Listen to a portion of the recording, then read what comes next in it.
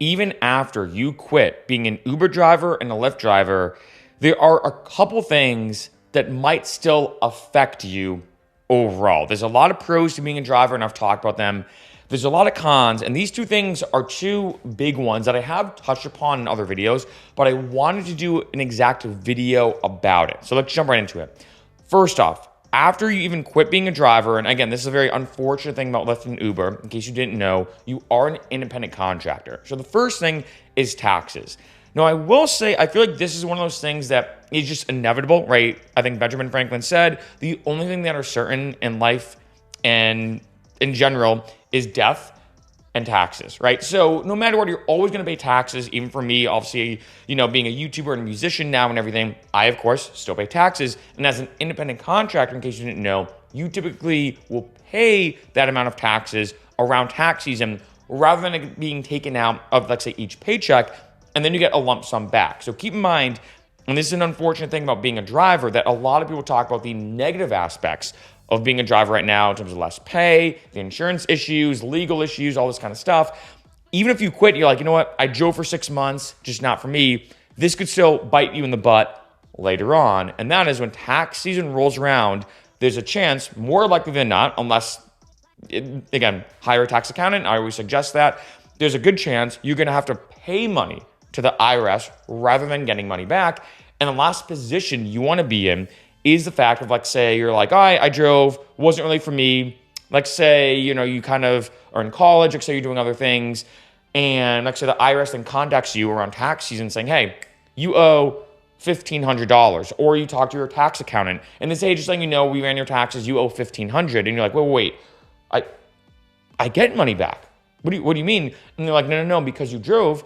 And you're an independent contractor. Granted, it does depend upon your area. Some places you are an independent contractor. Some places you are an employee. But let's say they're like, hey, sorry, because you're an independent contractor, you now owe $1,500. That is something you want to be aware of, right? Second thing, and this is a huge one. I could do probably more in-depth, dedicated video about it. This is actually what spurred this idea for this video, is your car. Now, if you're renting a vehicle, completely different story. There's pros and cons to renting versus using your own vehicle. Even if you own your own vehicle, there are some pros to just still renting it anyway. And I've mentioned this before. I had some friends who said, yeah, I drive so much, I'd actually rather rent a car for a bunch of reasons, which I'm going to get into. And that is this. One, when you're using your own car as an Uber and Lyft driver, of course, you have to pay for the stuff, for lack of a better word, on the car. Getting gas. You probably have to check your tires more often. Very subtle thing that a lot of drivers forget about. Another thing, of course, is just the maintenance, oil changes, et cetera, et cetera. Your brakes can get worn down a lot quicker, right? The maintenance on your car is, of course, going to be a huge thing you have to spend a lot more money for, which, if you think of the big picture as an Uber and Lyft driver, with you making way less money than ever before, and now on top of that, you have to repair your brakes more, your engine more, all these different little things, right? Because you're putting in so many miles. It's ironic how the more that you drive and the more that you make money, the more maintenance you then have to spend money on your car. And granted, that is just, I guess, the life of being a vehicle owner. When it comes to Lyft and Uber, of course, you're putting way more intense wear and tear on it. The second thing is, of course, the depreciation, right?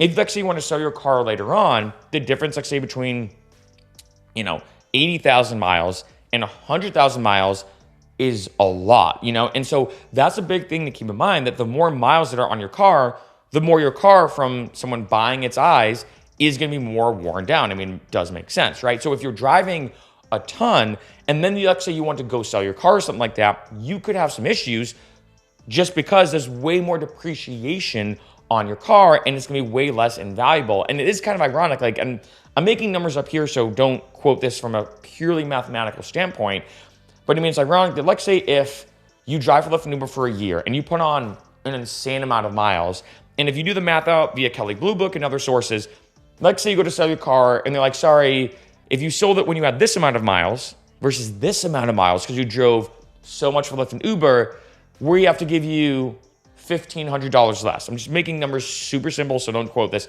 But let's say you drove so much for Lyft and Uber that when you did the math out, if you didn't drive, you would have, let's say, been able to sell your car for $1,500 more. It's crazy to say that even though you stop driving for Lyft and Uber, that could still bite you in the butt. And that's what's a very underrated thing I think a lot of people don't think about is like, and again, I'm just making numbers purely simple. Like say you don't really drive a lot, you maybe work from home, and you decide, you know what, I don't want to work from home anymore. I don't like my job, or let's say something happened. I'm going to drive for Lyft and Uber to make ends meet.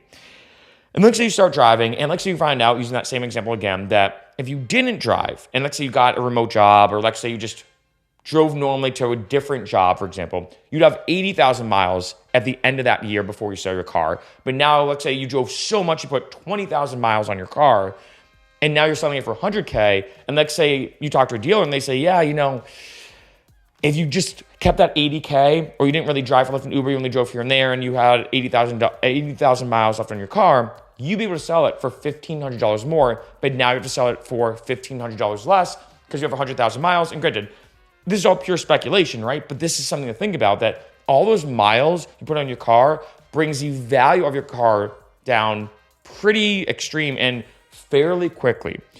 And now talking about dealers too, this is something a lot of drivers do not know about. And this kind of coincides with selling your vehicle or the depreciation of your vehicle. But that is the fact that your vehicle was used to drive for Lyft and Uber. This is something that I'm not gonna lie, I feel mixed about. Like, it's one of those things where in some ways I get it, but in other ways I don't. And that is this. Typically now, when you go to sell your vehicle, let's say to a dealership, if you're selling it, let's say on Facebook Marketplace or Craigslist, this is a little different because it's more of a person-to-person type thing. Obviously, and this goes without saying, if you're going to buy a new car or a used car especially, always bring it to a mechanic to have them checked out. That goes without saying. But when it comes to, let's say, going to a dealership specifically, like an actual dealership, and you want to go and sell in your car, or let's say sell it and get a different car, however you want to do it, the big thing, almost every dealership now will ask you when it comes to the list of things about your car, like, has this ever been into an accident? This and this, right? Have you ever done work on it? They'll ask you all these questions as you sell it in, and it makes sense. This is logical. They want to know, like, what's the Carfax on it and stuff like that. One thing they will ask you almost always now is, has this car ever been used for a rideshare or taxi-like service such as Uber and Lyft? And as you can imagine, if, let's say, you put yes, which obviously, you know, you should. I mean, granted, I don't know how they would look into it or check it, but again, that's a whole other thing for a whole other video.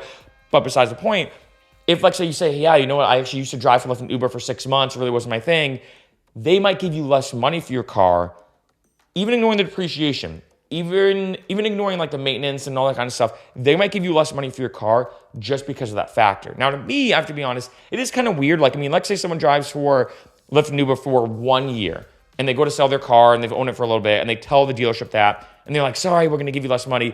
It is weird that, let's say, if I had a vehicle, because for me, I travel so much, and let's say for 3 years, I'm just doing van life, for example, and I'm traveling around the country, driving in tons of different cities and putting on all those miles. Well, to me, that crazy amount of driving, or let's say just someone who lives in a city who's, let's say, commuting to and from work, putting on those hard miles, if you think about it, where you're in stop and go traffic. If, let's say, someone goes to and from work, and let's say they have an hour commute. I have friends who have an hour commute, so 2 hours round trip a day, and they're driving for, let's say, 3 or 4 years, and they go to sell in their car. It is weird that if you look at it from both perspectives, wouldn't the person, let's say, putting on those hard miles for 4 years of commuting, wouldn't that car be, let's say, worth a little bit less because it's all that depreciation, as opposed to somebody who, let's say, lives in a rural area that doesn't have all those stop and go lights type situation like a city, but only drove for Lyft and Uber for a year, right? Again, whole other subject for a whole other video, but this is something you have to keep in mind, that it is unfortunate that with all the videos I've done about Lyft and Uber in terms of the pros and the cons, and of course right now we're talking about the cons, it is unfortunate that you could leave driving for Lyft and Uber, quit, or just stop driving. You don't really have to tell them you quit. You know, you're kind of almost always active in a sense, unless, like, say, certain documents expire. But, like, say you drive for a year and you quit. One, the tax thing could come back to bite you, especially, like, say, if you've not hired the right tax accountant, or, like, say, you're not used to this whole situation of saving your receipts. And the tax accountant's like, hey, you could probably write off some stuff here. Like, do you have your receipts of getting that oil change or getting your brakes redone? Do you have that receipt of, I don't know, do you have any documentation of the miles that you drove?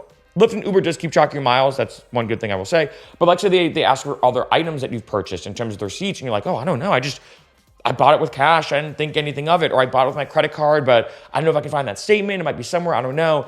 Now you're paying more money on your taxes. And two, like I said, if you're driving your own vehicle, and this is why, you know, I have talked about renting. A lot of times I think the renting can be expensive. It's anywhere between $200 and $300 a week to rent a car for Lyft and Uber. But, and I've talked about this before, if you're putting on a ton of miles, like so you're going all out and driving like 10 hours a day, every day, I've met drivers like this. I met one driver who made, I think it was like 10 or 11 grand in 1 month, where she just tried to like test out, what if I drove every single day for like 10 to 12 hours, which is bold, and she used her own vehicle. But if she rents a vehicle, yeah, you're negative, like say 250 in the hole for each week.